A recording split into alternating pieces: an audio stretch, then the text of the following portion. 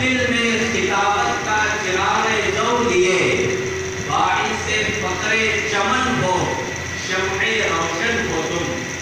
حضرت سے مؤدبانہ گزارش ہے کہ وہ ہم تمام کے لیے اپنے ناصحانہ کلمات سے مستفید فرمائیں۔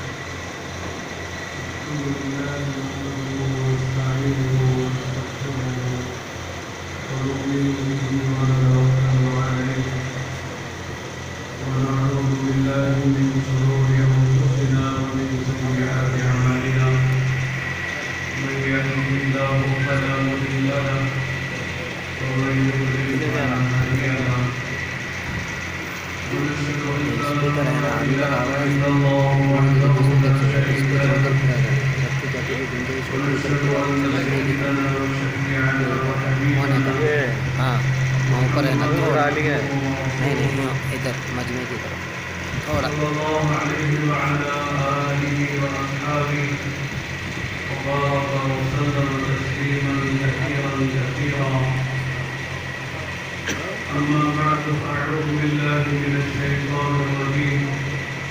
بسم الله الرحمن الرحيم. اقرأ باسم ربك الذي خلق، خلق الإنسان من علق. اقرأ وربك الأكرم الذي علم بالقلم، علم الإنسان ما لم يعلم. وقال تعالى: بسم الله الرحمن الرحيم. الرحمن علم القرآن، خلق الإنسان علمه البيان. وقال تعالى: شهر رمضان الذي أنزل فيه القرآن هدى للناس وبينات من الهدى والفرقان، فمن شهد منكم الشهر فليصم.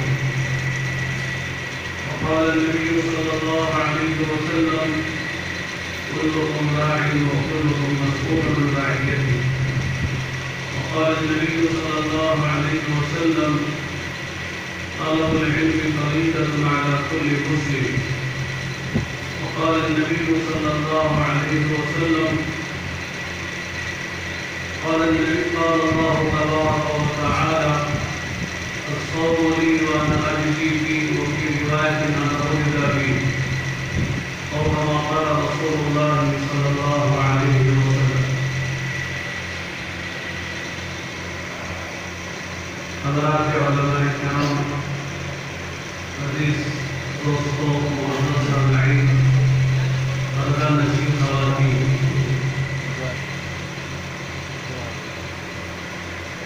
آج کی اس نشست میں جیسے کہ بتایا گیا دو عنوان ہیں. ایک استقبال رمضان. رمضان مبارک اللہ کا مبارک مہینہ آ رہا ہے. چند دنوں کے بعد وہ سایہ فلم ہونے والا ہے. اس ماہ مبارک میں اہل ایمان کو کیا کرنا ہے اور وقت کو ماہ مبارک کیسے گزارنا ہے، اس کے سلسلے میں بھی کوئی بات ہو. اور مدارس جو نسوان کے لیے اسکولات کے لیے قائم کیے جا رہے ہیں، اس کی اہمیت اور افادیت پر بھی کچھ بات ہے. دونوں موضوع بڑے اہم ہیں اور بہت تفصیل طلب ہے. مختصر وقت میں ساری باتوں کو بیان بیان کرنا مشکل ہے، لیکن پھر بھی چند باتیں ضروری آپ حضرات کے کوشش گزار کرنی ہے۔ پہلی بات یہ ہے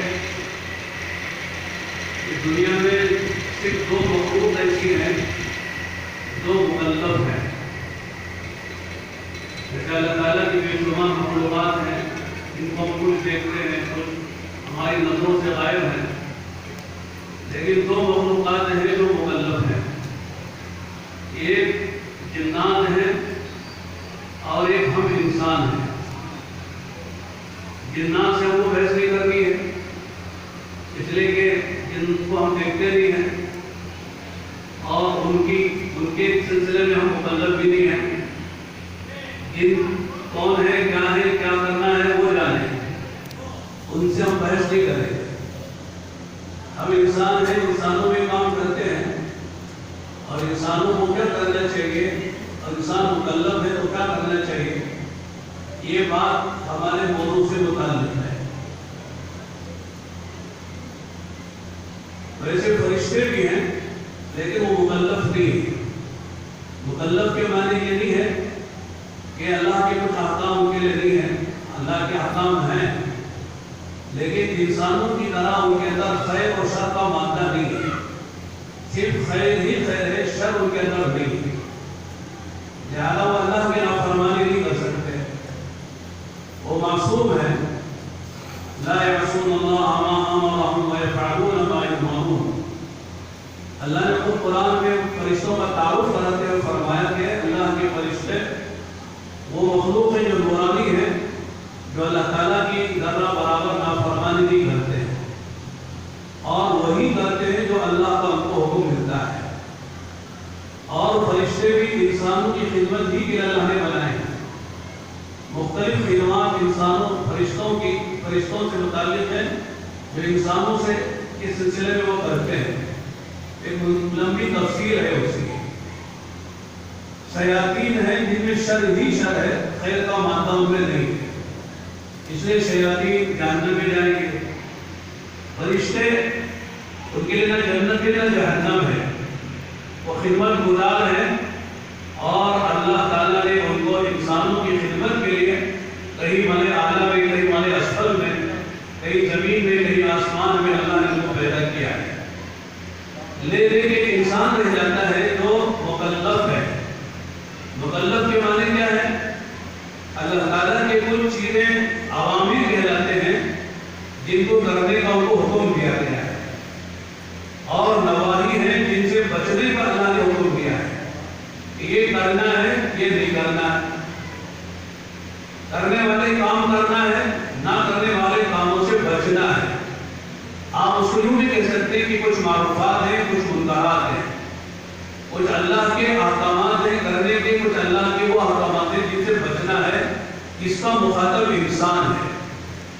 چنانچہ انسان کے اندر اللہ تعالیٰ نے خیر اور شر کے دونوں مادے رکھے ہیں۔ فَأَلْهَمَهَا فُجُورَهَا وَتَقْوَاهَا قَدْ أَفْلَحَ مَنْ زَكَّاهَا وَقَدْ خَابَ مَنْ دَسَّاهَا۔ فرمایا کہ انسان کے اندر اللہ تعالیٰ نے فجور کا مادہ بھی رکھا ہے، جس کو فجور کا بھی، اور بھلائی کا اور خیر کا مادہ بھی رکھا ہے۔ لہذا انسان جب محنت کرتا ہے تو پھر اس کا خیر غالب آتا ہے، اس کا شر کھا ہو جاتا ہے، مغلوب ہو جاتا ہے۔ شر ختم نہیں ہوگا، شر ختم کرنے کا مطالبہ بھی نہیں ہے، شر تو انسان میں رہے گا۔ شر کو کچلنا نہیں ہے، دبانا ہے۔ اگر آدمی کے اندر شر کا مادہ نہ ہو، اگر خیر کا نہ ہو، کمال کی بات نہیں ہے۔ جسے کوئی نابینا آدمی کہتا میں نے کبھی غیر بہر کو دیکھا ہی نہیں، تو بہت سا بہت سی کمال کی بات ہے۔ تیرے اندر شر دیکھنے کی صلاحیت ہی نہیں ہے، غیر بہر کو دیکھنے کی صلاحیت ہی نہیں ہے، تو تو کہتا ہے کہ میں نے پوری زندگی میں کبھی غیر بہر کو نہیں دیکھا ہے، تو کمال کی بات نہیں ہے۔ کمال کی بات ہے کہ آدمی غیر بہر کو دیکھ سکتا تھا لیکن نہیں دیکھا۔ اللہ کی اس حکم پر عمل کرتے ہوئے قُلْ لِلْمُؤْمِنِينَ يَغُضُّوا مِنْ أَبْصَارِهِمْ، فرمایا کہ ایمان والوں سے کہو اپنے نگاہوں کی حفاظت کریں، نگاہ نیچے رکھیں۔ تو معلوم ہے کہ اگر بینا ہوتے ہوئے، آنکھ والا ہوتے ہوئے شر دیکھنے کی اگر اس کے اندر طاقت و استعداد ہے اور خواہش بھی ہے، لیکن پھر بھی اگر وہ شر نہیں دیکھتا ہے، برائی نہیں دیکھتا ہے، نامحرم کو نہیں دیکھتا ہے، تو یہ اس کے خوبی کی بات ہے کہ اس نے اپنے شر کے مادوں کو دبایا ہے اور خیر کے مادے کو اس نے ثابت کیا ہے۔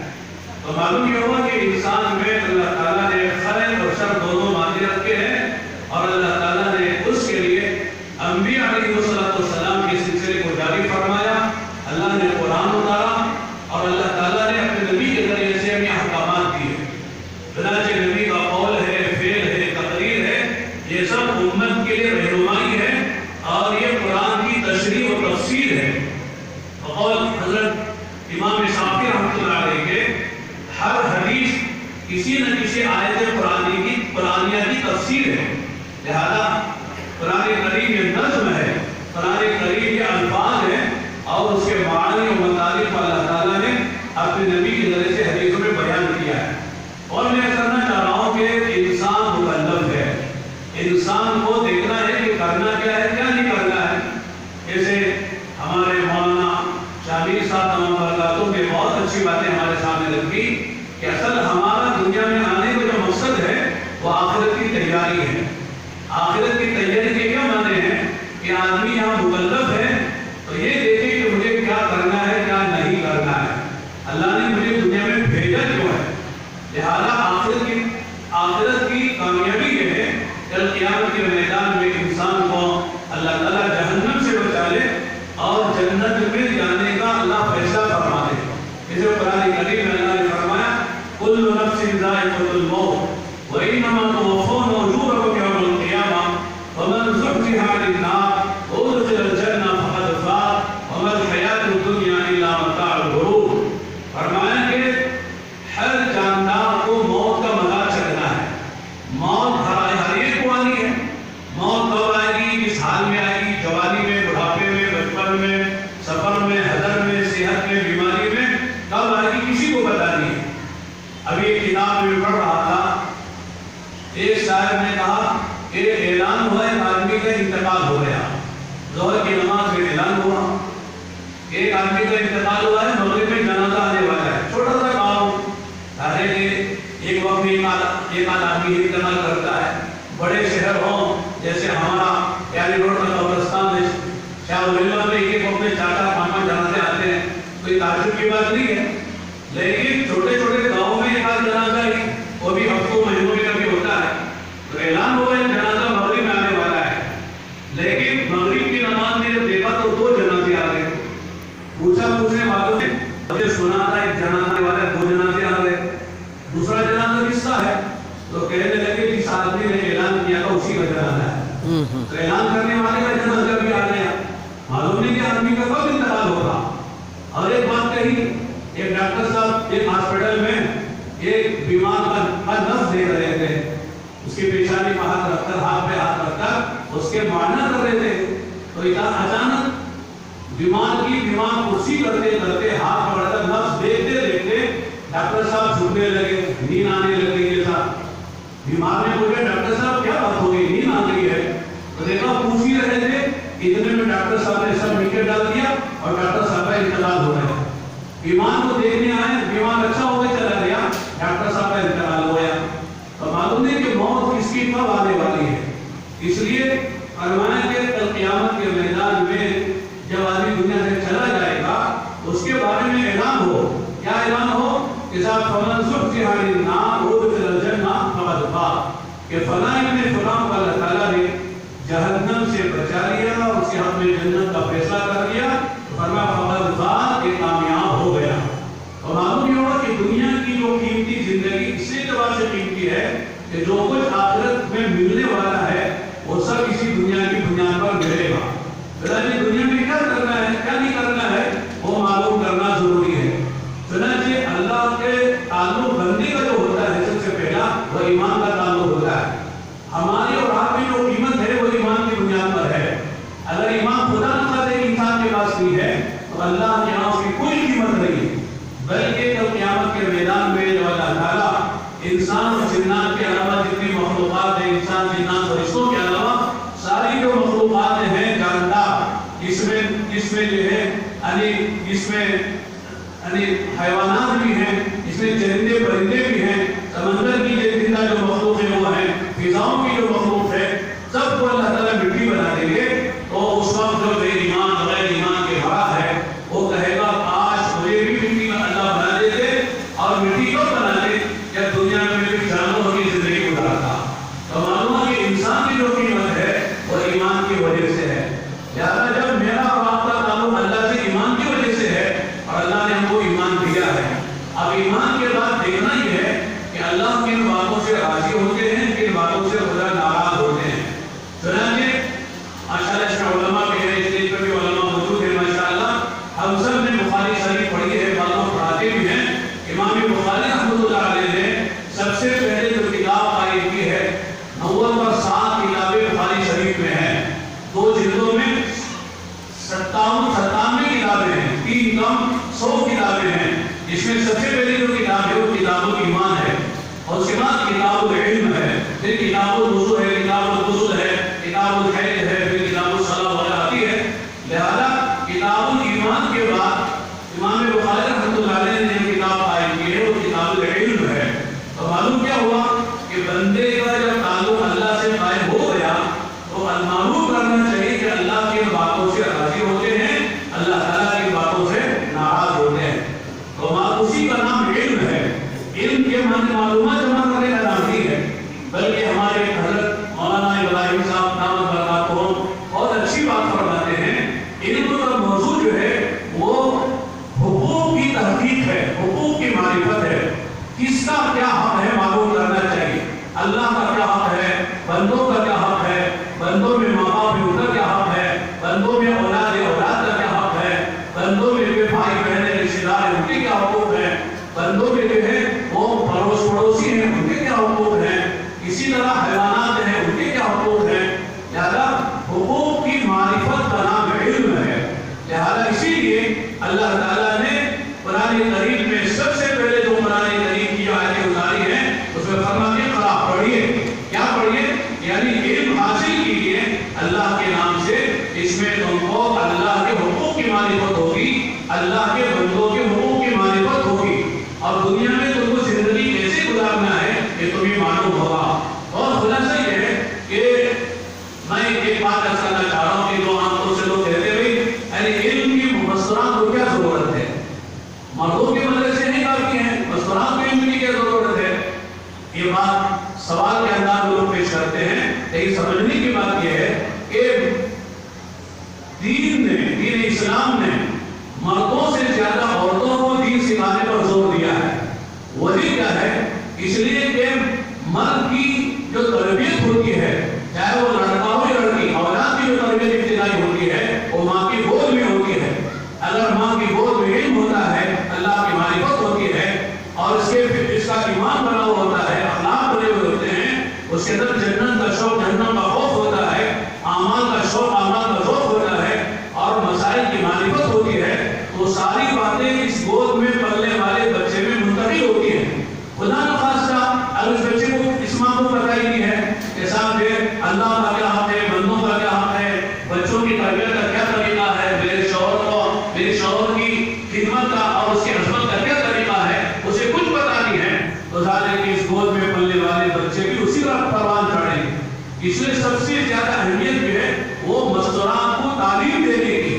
ابھی میں کتاب میں پڑھ رہا تھا، آج کل کی تعلیم کا اثر اتنا عجیب و غریب ہے. یورپ امریکہ کی بات نہیں ہے بلکہ پڑوس کی بات ہے. راول پنڈی جو پاکستان کا ایک شہر ہے وہاں کی بات لکھی ہے کہ وہاں ایک زنانہ اسکول کے لیے ٹیچر کی ضرورت تھی. زنانہ اسکول میں ایک ٹیچر کی ضرورت تھی. چنانچہ اسکول والوں نے جو ہے وہ اعلان کیا کہ جو یعنی ہمارے اسکول میں پڑھانے کے خواہش مند ہیں وہ اپنی درخواست دیں. چنانچہ کافی درخواستیں آئیں. ان درخواستوں میں انہوں نے منتخب کر کے 10 مستورات جو پڑھانے کے خواہش مند تھی ان کی اسکول میں، انہوں نے ان کو بلایا ان کا انٹرویو لینے کے لیے، ان کا ہلکا سے امتحان لینے کے لیے، تاکہ ہمارے اسکول میں پڑھانے کے لائق ہے کہ نہیں. ذرا ہماری مستورات بھی سنیں. میں نے معلوم کیا، ہم لوگوں نے بتایا ہے کہ جتنے مرد ہیں اس سے زیادہ مستورات یہاں جمع ہیں. لہٰذا سننے کی بات ہے اور عبرت کی بات ہے، عجیب و غریب بات ہے. انہوں نے 5-6 سوالات کیے. ان مسئلات کو حل کرنے کے لیے جیسے کہ داخلہ امتحان بچوں کا ہوتا ہے، یعنی اس طرح اسکول میں پڑھانے کے لائق ہے یا نہیں ہے، ان کا امتحان لینے کے لیے انہیں 5-6 سوالات دیے۔ ان میں ایک سوال یہ تھا کہ اسلام کے ارکان کتنے ہیں اور کیا ہیں، بنیادی جو ارکان اسلام کے ہیں وہ کتنے ہیں اور کیا ہیں، ایک سوال تھا۔ دوسرا سوال یہ تھا کہ بسم اللہ الرحمن الرحیم کا ترجمہ لکھو، یہ دوسرا سوال تھا۔ تیسرا سوال یہ تھا کہ اللہ کے نبی علیہ السلام کے والد اور والدہ کا نام کیا تھا۔ چوتھا سوال یہ تھا کہ اسلام کے بڑے بڑے ملکوں میں، اسلام کے بڑے بڑے 5 ملکوں کا آپ نام لکھیے، یہ ایک نام، یہ سوال تھا۔ اور 5واں سوال یہ تھا کہ تسبیح کے دانے میں 100 منگے جو ہوتے ہیں، تسبیح میں 100 منگے جو ہوتے ہیں، یہ 5 سوال۔ اور آخری سوال یہ تھا کہ آپ اپنی پسند کے 3 ایکٹروں کا، فلمی ایکٹروں کا نام لکھیں، آپ کی پسند کے 3 فلمی ایکٹرز کا نام لکھیں۔ چنانچہ جب امتحان دے کر وہ فارغ ہوئی، ان کی کاپیاں چیک کی گئی، تو آخری جو سوال تھا وہ سب نے اچھا لکھا۔ فلمی 3 ایکٹر کے نام تھے، انہوں نے بہت شاندار تفصیل سے لکھے، لیکن جو 5 سوال تھے اس میں ارکان اسلام کو پوچھا گیا تھا، بسم اللہ الرحمن الرحیم کا ترجمہ پوچھا گیا تھا، اس طرح کے بڑے اسلامی 5 ملکوں کے نام پوچھے گئے تھے، اللہ کے نبی کے والد والدہ کا نام پوچھا گیا تھا، تسبیح میں 100 دانے کیوں ہوتے ہیں، یہ جو 5 سوال کیے گئے تھے ان میں سے ایک نے بھی اطمینان بخش کوئی جواب نہیں دیا۔ یہ کون ہے؟ اسلامی ملک کے ایک شہر راولپنڈی کے ایک اسکول، زنانہ اسکول میں پڑھانے کے لیے جن مستورات نے اپنا نام پیش کیا تھا، ان کا مستویٰ ہے علم کا، دینی اعتبار سے، کہ دنیا کے اعتبار سے اکروں کا نام انہوں نے لکھا، لیکن اسلام کے جو 5 ارکان ہیں، دین الاسلام والا 5 یہ نہیں لکھ سکے کہ صاحب شہادتین ہیں، نماز ہے، روزہ ہے، کلمہ حج ہے، زکات ہے، جو 5 ارکان ہیں ان کو معلوم نہیں ہے۔ بسم اللہ الرحمن الرحیم کے معنی بچہ بھی بتاتا ہے، مکتب میں پڑھنے والا، اس کے معنی ان کو معلوم نہیں ہے۔ اسی طرح اسلامی ملک میں بڑے بڑے 5 جو سب جانتے ہیں، کوئی بھی بتا سکتا ہے، تقریباً 50 سے زیادہ ملک اسلامی ملک ہے، ان میں 5 کے نام بتانا تھا، لیکن 5 کے نام نہیں بتا سکے۔ اور سب سے بڑی بات ہے کہ ہمارے نبی کے والد اور والدہ کا نام بھی بتایا، عبداللہ نام ہے، آمینہ والدہ کا نام ہے، ہر بچہ ہمارا بتا سکتا ہے جو مکتب میں پڑھنے والا ہے، وہ نام نہیں بتایا۔ تسبیح میں 100 دانے کیوں ہوتے ہیں؟ اس لیے کہ صاحب 33 مرتبہ سبحان اللہ پڑھنا ہے، 33 مرتبہ جو ہے الحمدللہ پڑھنا ہے، 34 مرتبہ اللہ اکبر پڑھنا ہے، یہ سب مل کر 100 ہوتے ہیں، یہ 100 گننے کے 100 دانے ان کے رکھے جاتے ہیں۔ یہ نہیں بتا سکے ہماری مستورات ان کو دین کا علم نہ ہونے کی وجہ سے۔ عجیب و غریب حالت ہے مستورات کی۔ یہ بات عادت سے پردے کی ہے، لیکن میں بتا دیتا ہوں، خود کی ناموں میں لکھا ہے کہ صاحب ایک عورت، اس کے شوہر کا انتقال ہو گیا، شوہر کا انتقال ہونے کے بعد تقریباً جو ہے اس کے 3 بچے تھے، ایک 12 سال کا، ایک 8 سال کا، ایک 2 سال کا۔ اب اس نے کوئی مقدمہ لے کر جو ہے وہ عدالت میں گئی اور جا کے کہا کہ میرے 12 سال کا ایک بچہ ہے، 8 سال کا ایک بچہ ہے، 2 سال کا ایک بچہ ہے، میرے شوہر کا انتقال ہو گیا ہے، ان بچوں کا مجھے حق ملنا چاہیے۔ تو عدالت میں پوچھا گیا کہ تمہارے شوہر کو انتقال ہوئے کتنے سال ہو گئے؟ کہنے لگے 12 سال ہو گئے، 14 سال ہو گئے، 14 سال ہو گئے۔ تو قاضی نے پوچھا، جج جو تھا، یہ 12 سال کا بچہ تو تمہارا ٹھیک ہے، لیکن 8 سال کا بچہ کہاں سے آیا، یہ 2 سال کا بچہ کہاں سے آیا؟ عجیب جواب تو عورت کا، کہنے لگی میرے شوہر کا انتقال ہوا، میرا انتقال تو نہیں ہوا ہے۔ یعنی یہ حال ہے مستورات کا، عجیب و غریب بات ہے۔ یہ تو ہمارے ملکوں کا حال ہے۔ اگر آپ چلے جائیں یورپ اور امریکہ میں، عجیب ابھی بات سامنے پیش آئی ہے، ایک بیٹا اپنی ماں کا وقت نہیں دیتا تھا، چنانچہ اس کے پاس کتا تھا، کتے کو روزانہ 5 سے گھنٹے دے رہا ہے۔ ماں پریشان، 5 منٹ بھی بچہ مجھے نہیں دیتا ہے، لہذا ماں پریشان ہو کر عدالت میں گئی۔ میرے بیٹے کو کہیے عدالت سے حکم ملے کہ کم سے کم روزانہ 5 منٹ مجھے دیا کرے، 5 منٹ میرا خیال کیا کرے۔ چنانچہ عدالت میں بیٹا بھی چلا گیا۔ ہوا کیا؟ عدالت نے جب ساری تحقیقات کی تو عدالت نے کیا جواب دیا ہے؟ عجیب عجیب عدالت ہے، عجیب یورپ امریکہ کا حال ہے۔ عورت عورت سے نکاح کر سکتی ہے، مرد مرد سے نکاح کر سکتا ہے، ایک عورت کتے سے نکاح کر سکتی ہے، یہ ان کے قوانین ہیں۔